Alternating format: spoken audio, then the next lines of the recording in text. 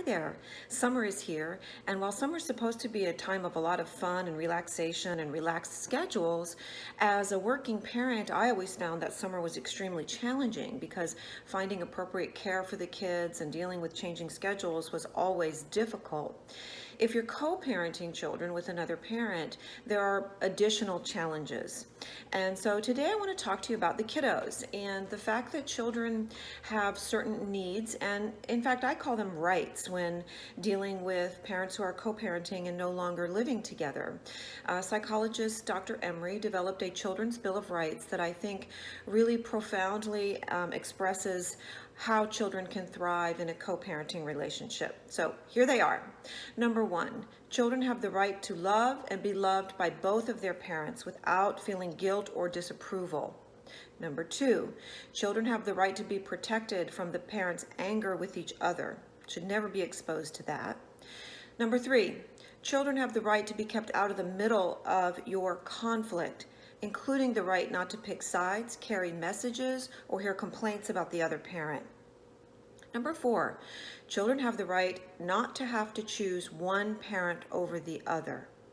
Number five, children have the right not to have to be responsible for the burden of either of the parents' emotional problems. Do not parentify your children or make them into your therapist or use them as your sounding board. In addition, I have a little addition to that.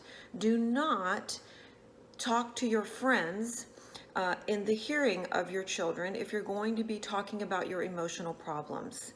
Little ears hear everything, and it's very scary for them to hear you confiding in your friends about your emotional problems, especially if it's around parenting or dealing with your co-parent.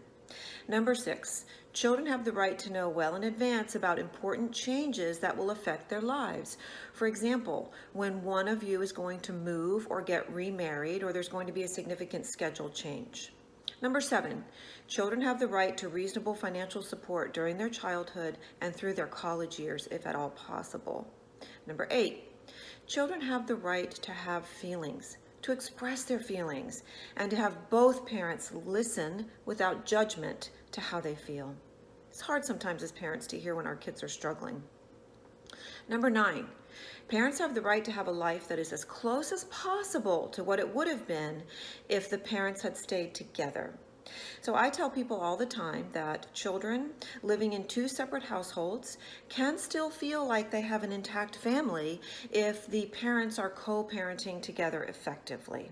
And the last, children have the right to be a kid.